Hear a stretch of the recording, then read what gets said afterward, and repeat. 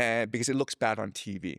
And already people are not supportive of this war. So if Americans start arriving back home in body bags, then you're gonna run up against an enemy who doesn't care, who's like, I'm gonna fight you to the end because I don't really believe you, and also I'm not afraid to die, and also you're attacking my home, and I'm not gonna just surrender my home to you.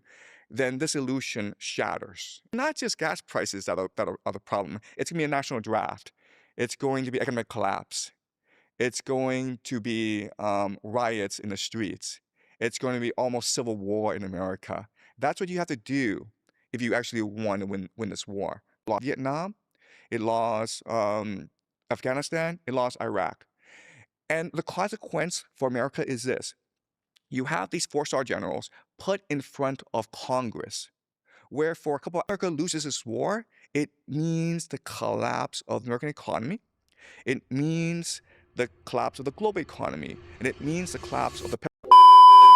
All right, so we're about to watch Professor Jiang break down why the US is going to lose a war with Iran. And I'm just going to say this up front. This is one of the most clear-eyed, unsentimental assessments of American military power I've seen in a long time. Like, this guy is not here to comfort anyone. He's not here to wave the flag. He's here to tell you what every defense contractor already knows, but won't say out loud. That the entire American war machine runs on illusion, financial bubbles, and a population that's been trained to think war is a video game.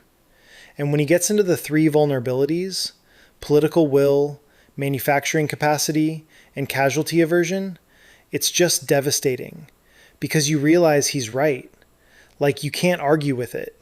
So let's get into it. Watch what happens. Professor Jiang, you predicted Trump would win the 2024 election, America would invade Venezuela, and most recently, you predicted the war between the US and Iran. Before we understand how you're able to seemingly predict the future, why do you think the US will lose the war with Iran? So I think right now there are three major vulnerabilities of the American military. And I'll just go one by one. But the first is political will, the lack of political will, meaning that the American population is not supportive of this war. Close to 80% of Americans oppose a first strike against Iran, and only about 40% of Americans today still support the military operation against Iran. So that's the first issue. Second issue is the lack of manufacturing capacity. So to fight a modern war, you need to produce a lot of munitions, a lot of missiles, a lot of tanks. And unfortunately, what America chose to do was offshore its manufacturing capacity, its factories, to China. And so that's a major constraint on America's capacity to sustain this war as it drags on. So that's number two. Number three is that America is not willing to sustain casualties, and because it looks bad on TV. And already people are not supportive of this war. So if Americans start arriving back home in body bags, then you can imagine major protests across the nation. So these are the three major constraints on the American military. What I will do now is explain to you why each is problematic. Okay. So the first is the idea of political will. And the reason why political will is important is that in order to win a modern warfare, you have to move towards something called total war. Okay? And what total war is, you structure your entire society to winning the war. Your industry, your culture, your political system all have to be focused on doing whatever it takes to winning the war. So last time America fought a total war was, of course, World War II, and possibly the Korean War, but World War II is a classic example, when the entire American industrial base shifted from making cars to making tanks. And that's what you have to do in order to win, because wars take a long time, they take a lot of resources, your entire population has to be behind it. And unfortunately, Americans grew up watching the Persian Gulf War in 1991, and then the 2003 Iraq War. And these were quick, simple wars that demonstrated America's technological supremacy. It was like a video game. And so the American population is sort of spoiled it's become indifferent to war, and believe that, okay, it's going to cost us a lot of money, and it's not moral, and it's terrible that these civilians overseas are going to die, but it's not really our problem. Hmm. So, in other words, I doubt whether or not the American population is willing to make the sacrifices necessary in order to win this war. Is this concept of the aura of invincibility that America has? Right, okay. So, the idea of the aura of invincibility is how America projects power, right? So America doesn't want to fight a war. America just wants to scare people. And so the way that America has fought wars these past 20 years is using three pillars, okay? These three pillars are aerial supremacy. So Americans don't send in ground troops. They just attack from the air. And you can't really do regime change from the air. You have to do it from the ground. So the way they compensate for this is by using proxies, right? So you look at the wars in Libya and Syria, where these rebel groups, these insurgents, were supported by American air power. Okay, that's number one. Number two is using propaganda. So controlling the media narrative through New York Times, through the CNN, through social media, trying to give the illusion that this war is just.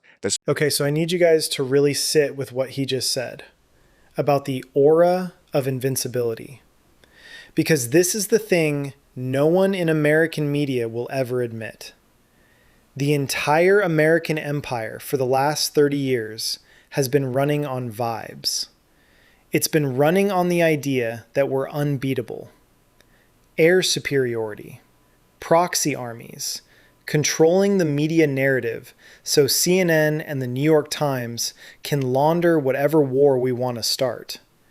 And infinite money from the dollar's reserve currency status so we can just bribe whoever we need to bribe. That's it. That's the whole strategy. And here's the thing. It works until it doesn't. It works when you're bombing countries that can't fight back. It works when you're doing regime change in places where people are already divided and you can just fund one side. But the second you run into an adversary that's like, I don't care about your air power, I'm fighting on my own soil, and I'm not afraid to die, the whole thing falls apart. And that's Iran. That's what he's saying. Like, Americans grew up watching the Gulf War and the Iraq invasion like it was a video game. Shock and awe. Precision strikes. It's over in 3 weeks. Mission accomplished banner. And so the American public genuinely believes that's what war is. They think you can just do a little bombing campaign, install a new government, and go home. They have no concept of what a real war looks like. A war where the other side fights back. A war where supply lines get cut. A war where thousands of American soldiers come home in body bags every month for years. And he's absolutely right that the litmus test is gas prices. If Americans are already complaining about gas prices, then they are not ready for a draft. They're not ready for rationing. They're not ready for their kids to die in the desert. They're not ready for the stock market to collapse. And all of that will happen if this war drags on. That's what total war means. Your entire society reorganizes itself around winning. Everything else stops. And Americans are not willing to do that. Not even close. So when he talks about the illusion shattering, this is what he means.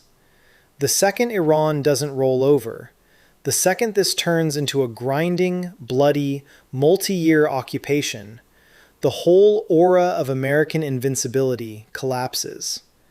And once that's gone, you can't get it back.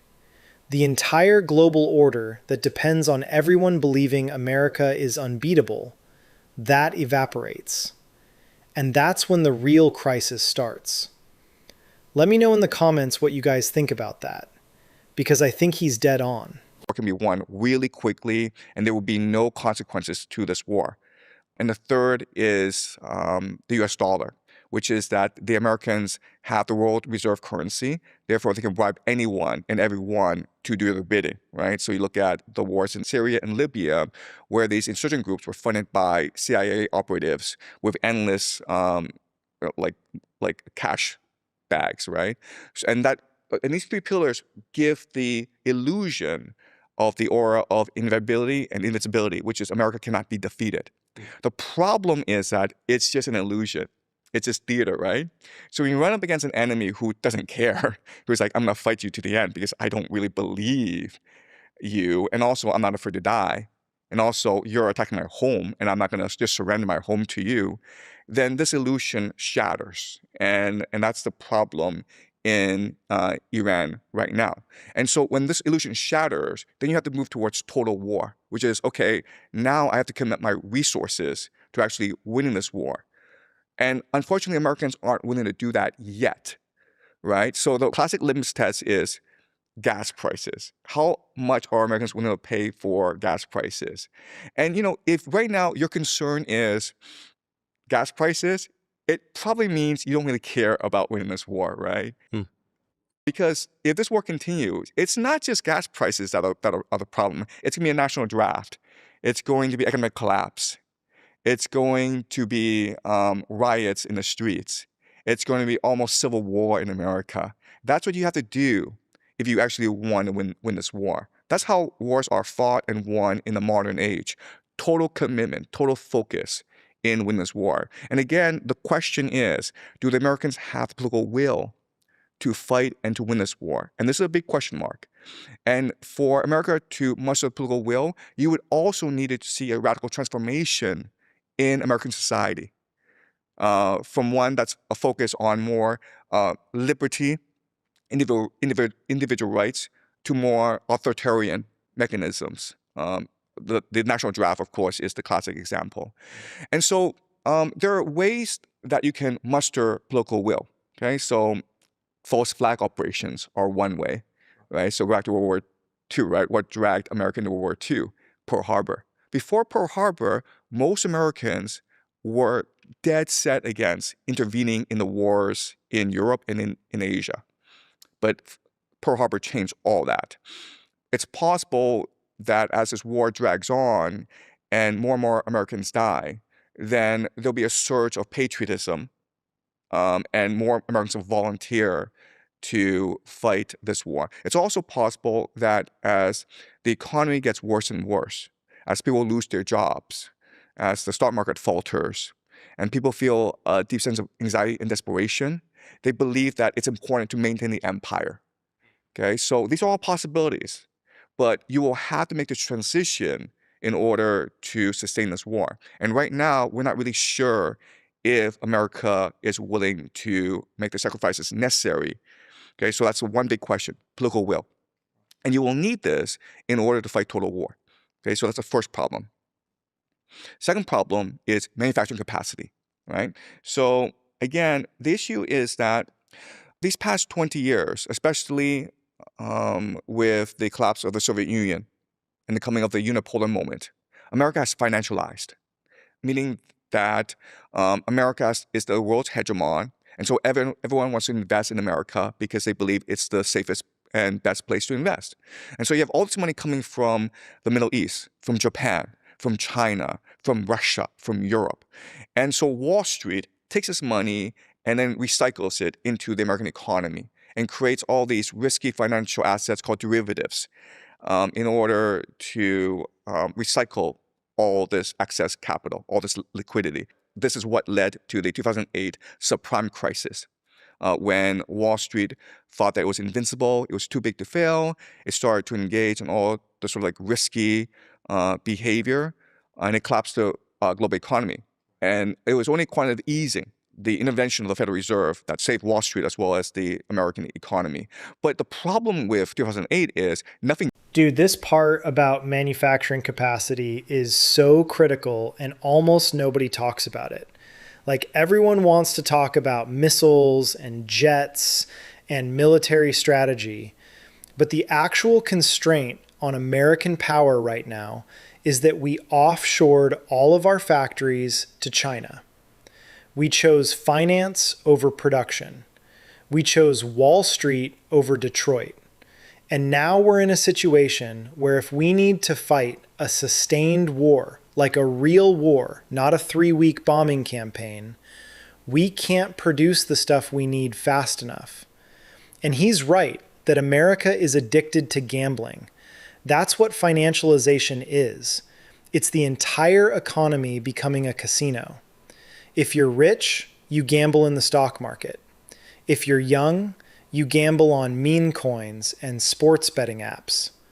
The AI data center bubble he mentioned, companies spending trillions building infrastructure for a product no one needs. That's just another bubble waiting to pop. And it's the same people who caused 2008. The same financial executives who collapsed the global economy got bailed out and then got bonuses. And nothing changed. Not one of them went to prison. And now they're doing it again with private credit. So here's the problem. If you want to fight a total war, you need factories. You need people willing to do hard, dangerous, physical work for not that much money. You need a culture that values making things instead of trading derivatives. And America does not have that anymore. Blue-collar work is what immigrants do now. It's not what real Americans do. Americans want to be influencers. They want to be tech bros. They want to get rich quick. Nobody wants to work in a munitions factory for 12 hours a day. And the thing is, this was a choice. This wasn't inevitable. After World War II, America had the strongest manufacturing base in human history, and we deliberately dismantled it. We chose corporate profits and cheap consumer goods over national resilience. We let the billionaire class offshore everything to China because it was better for their quarterly earnings. And now we're in a situation where we are dependent on China to make the stuff we would need to fight China or anyone else. Like, think about that for a second. We are wholly reliant on the country we're in a new Cold War with to produce our electronics, our pharmaceuticals, our steel. If this war escalates and China backs Iran, which they will, we are cooked. We cannot produce enough missiles, enough drones, enough tanks to sustain a multi-front conflict. We just can't. The manufacturing base does not exist anymore, and rebuilding it would take a decade minimum. You can't just snap your fingers and bring back factories. You need trained workers. You need supply chains. You need infrastructure. You need a cultural shift where people are willing to do that work. And none of that exists right now. So when he says Americans don't want to do the gritty work anymore, he's not being insulting. He's just stating a fact. And it's a fact that could lose us this war.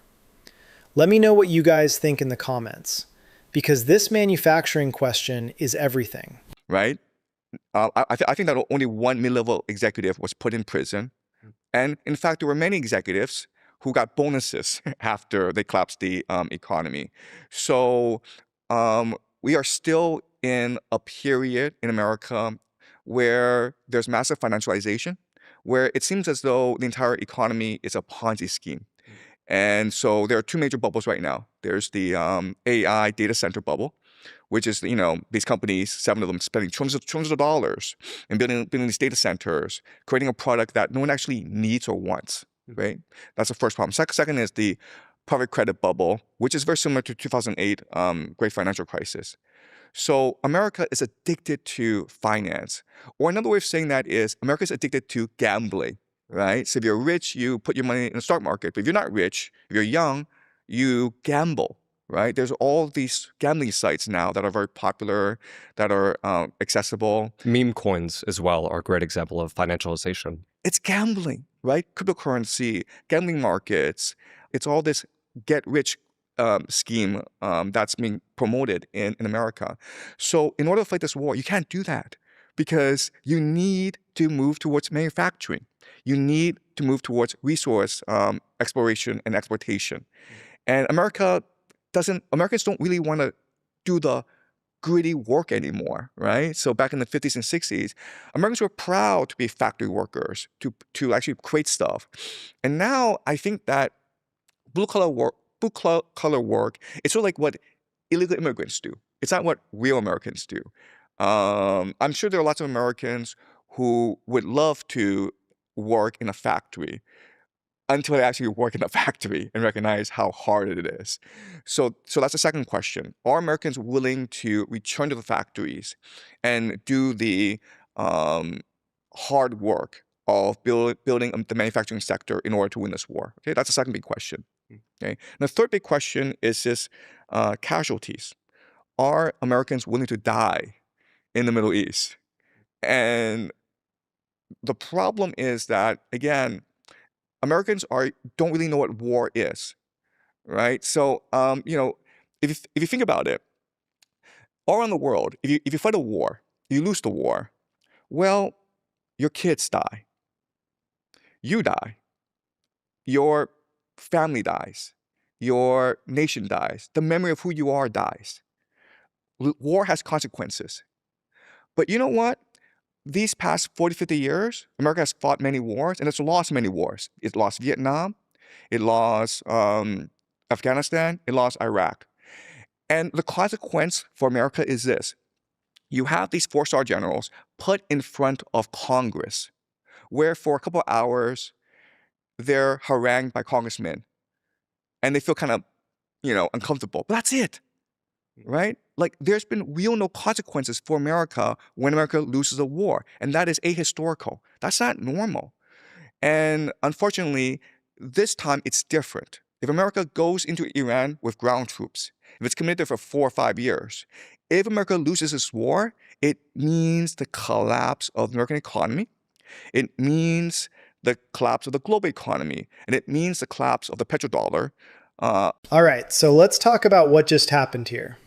Professor Jiang just laid out the most brutally honest assessment of American military power I've seen from anyone in a long time. And the reason it hits so hard is because he's not coming at this from a partisan angle. He's not a leftist or a right-winger. He's just a guy who studies war and empire, and he's telling you what the actual constraints are. And here's the thing, he's right, on every single point. Americans do not have the political will to fight a total war. The manufacturing capacity does not exist. And the public is not willing to accept mass casualties. Those are just facts. And when you combine all three of those vulnerabilities, you get a military that looks invincible on paper, but is actually extremely fragile. And what I love about this is he's not saying the US can't win. He's saying the US is not willing to do what it takes to win. And that's a choice. That's a political and cultural choice. Americans could bring back the factories. Americans could accept a draft. Americans could reorganize society around winning this war. But they won't. Because the American population has been conditioned to believe that war is something that happens on TV. It's something that affects other people. It's something you can opt out of if it gets too inconvenient. But this time, it's different. If the US commits ground troops to Iran and loses, and Professor Jiang is saying that's the likely outcome, the consequences are not just some 4-star general getting yelled at by Congress for a couple hours. The consequences are the collapse of the petrodollar, the collapse of the global financial system, the end of American hegemony. Like, we're talking about a civilizational shift. And the craziest part is that the people running this war, the defense contractors, the neocons in Washington, the think tank guys funded by Raytheon and Lockheed Martin, they know all of this. They know the US can't win a sustained ground war in Iran, but they're going to do it anyway, because there's money to be made. Because the military-industrial complex needs to justify its budget. Because admitting that the empire is overstretched and collapsing is not something the donor class will allow. So we are sleepwalking into a disaster. And when it happens, the people who caused it will not face consequences. They'll get book deals. They'll get think tank positions. They'll go on CNN and explain why it wasn't their fault. And the American people, the ones who were never consulted, who never wanted this war in the first place, they're the ones who will pay the price. That's what Professor Jiang is warning us about, and I think he's absolutely right. Alright, if this analysis hit for you, make sure you like this video, share it, drop your thoughts in the comments. Let me know if you think the US can actually pull this off, or if we're headed for a disaster. And make sure you're subscribed to Blueprint because this is what we do here. We break down the stuff the corporate media won't touch. Stay sharp. I'll see you in the next one.